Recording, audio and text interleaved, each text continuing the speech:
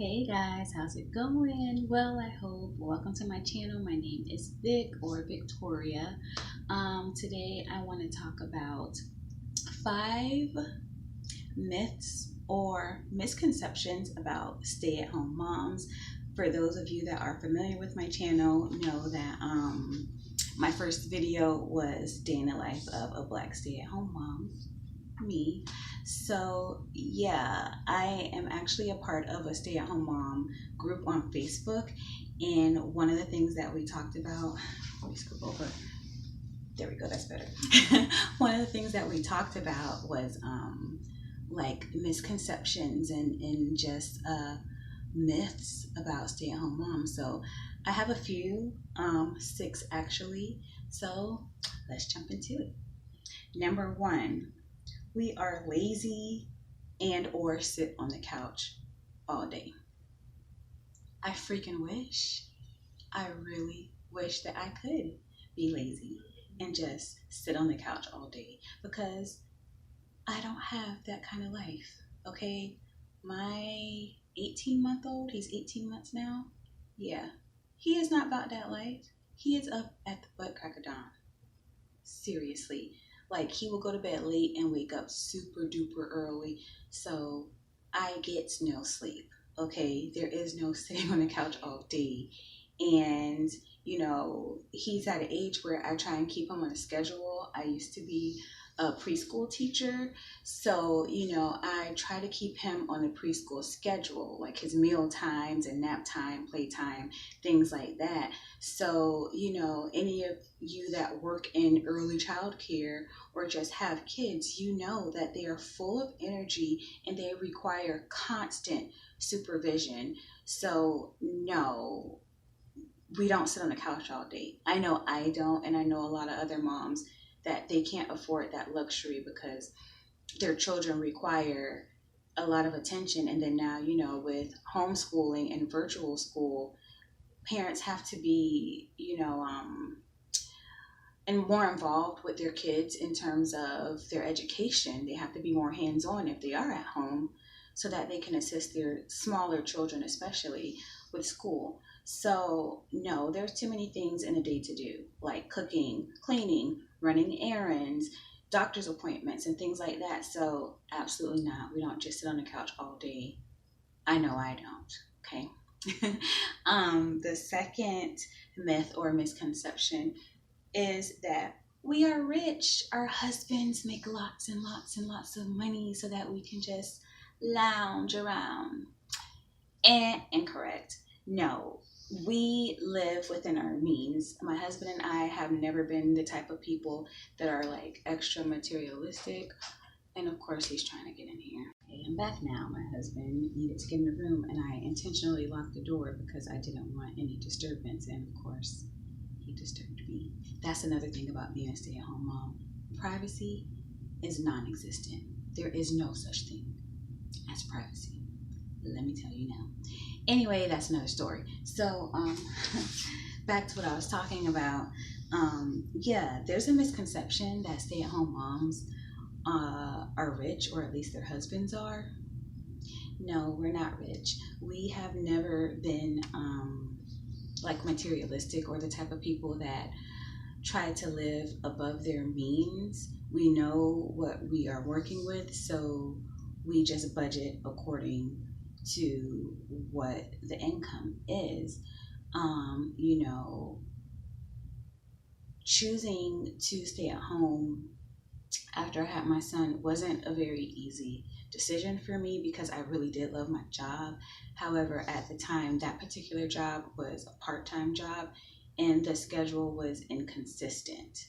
One day I would be opening, the next day I'm closing, next day I'm working a mid-shift. Therefore, children need consistency, especially babies. And it didn't make sense to me to go to a job that was so wishy-washy with the schedule, and it wasn't guaranteed that I was going to have a consistent schedule once I came back after birth. So, I decided that I would just stay at home and I would save money, because I would have literally been working just to pay daycare.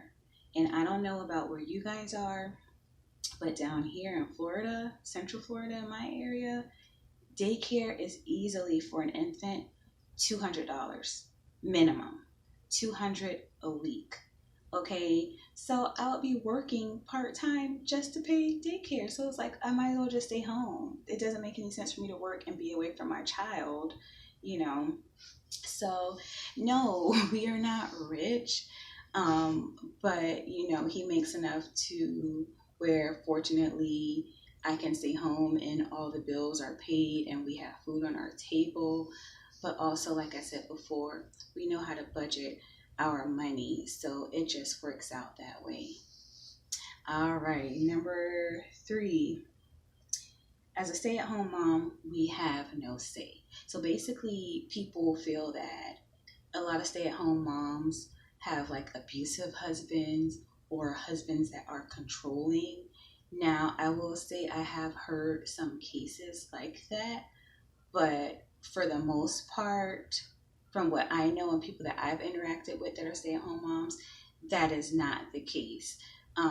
Me particularly, my husband is very non-confrontational. He's just a good guy. He's very easygoing. He doesn't like drama. He's pretty non-confrontational. So no, he does not control me. How much money I spend. But like I said, I'm very frugal. We live within our means. So like, no, he doesn't try and control anything really. And yes, I have say on how we raise our children and what we do with our money, how we use our money. Even when it comes down to like on the weekends, what we do as a family, I'm usually the one that plans our family outings because he's so indecisive that we would probably end up doing the same thing every weekend. So, no, stay at home moms definitely have say in regards to their family and, their relationship. Just because we stay at home doesn't mean that we don't have any say because our husbands are the breadwinners, as some may say. That's absolutely false. For a lot of women and myself as well, who choose to stay at home. Let's see. Number four, we are always available. Some people feel that because I stay at home, that I'm always available, that I just always have free time and that I don't have plans. No, that's absolutely false. And I don't know why people think that. Like, yes, I may not have a job where I clock in and out, but let me tell you, my son is a full-time job. Let you try and babysit him just for a couple hours and you will see he's a piece of work, okay? He keeps me on my toes. There's never a dull moment with that child in the house. So, no, I'm not always available. Like, we have a routine. Like, certain days out of the week, we go to the library for story time, or we may meet with another group for circle time in the park, or I may have to do a grocery run or a doctor's appointment. You know what I'm saying? There's always things to do. So no, I'm not always available. Don't be surprised if you call me and I have plans, because I have plans. Just because I stay at home doesn't mean I'm going to literally stay at home all day, every day. I have things that I need to do in order to, provide for my family. I have to like keep things intact. So no, I'm not always available, and neither are most stay-at-home moms. Uh, oh yeah, we are uneducated. That is a myth. Your girl right here has an associate's degree. I have a bachelor's degree. My major was sociology. My minor was psychology. And I have a certificate in behavioral forensics. So no, I am not uneducated, okay? And I don't understand why people think that choosing to stay at home to take care of your child has anything to do with your intellectual capacity. That just doesn't make sense to me. And in fact, a lot of women that did choose to stay at home had to give up their careers. I mean, in this day and age, I know with COVID, there's a lot of work at home moms. Um, However, there are some moms that just decided to quit their jobs, like actual careers, to stay at home with their children. And some of them miss being in the working field. So I think it's really unfair to assume that just because we stay at home that we're not educated. I don't even see how that goes hand in hand. But apparently, there's a lot of people out there that feel that way, and it's just beyond me. I don't get it. But yeah, that's a misconception. Okay, so my last one, the sixth one, is we don't deserve breaks. Oh, you get to stay at home. You're a stay-at-home mom. Why do you need a break? You're living the life. Whew. Who? Me? No, sir. Let me tell you personally, for me, after I had my son, I actually went through postpartum depression for a while. I had him in August of 2019, and I was depressed for a little while, a few months. I would say from about August to about January or so. I think February, I started getting back out there, taking him to little play dates and stuff. And then, boom, March comes and COVID comes along with it, and everything starts getting shut down. So I was literally in the house from August, September, October, November, December, 5 whole months. No, January, February, 7 months of like staying at home and being depressed. And then I start going out and venturing out, and then everything gets shut down because of COVID. So I'm back in the house again. Oh my God, it was terrible. No, like it was just a complete mess. It was my second child in 13 years. Okay, so I was starting all over. And then my son is completely different from my daughter. He's very needy, he requires a lot of attention. Therefore, I didn't get a break at all. And even now that he's a year and a half, I still don't get a break. Like, he's still very clingy. And, I'm the main one in the house who cooks and cleans and takes care of everything. So it's very overwhelming sometimes. And sometimes I do tend to feel underappreciated for what I do, or I feel like I'm being taken for granted. And, sometimes I just want to get away and have time to myself, because as mothers, whether you stay at home or you're a working mom,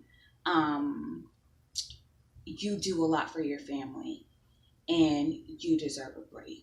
So I don't know why people think that we don't deserve time to ourselves, or we don't deserve to treat ourselves because we take care of our families. That's absolutely false, and it's very sad that people have that type of opinion or outlook in terms of stay-at-home moms. But yes, I'm gonna wrap up because something's going on with my camera, my phone with the recording. Those are 6 misconceptions about stay-at-home moms, and I was there, or I am here, to bust those myths for those of you that believe in the hype. It's not true. All right. I hope you enjoyed. If you enjoyed the video, please like and subscribe to my channel. And thank you so much for watching. I appreciate it. Take care, guys. Mwah.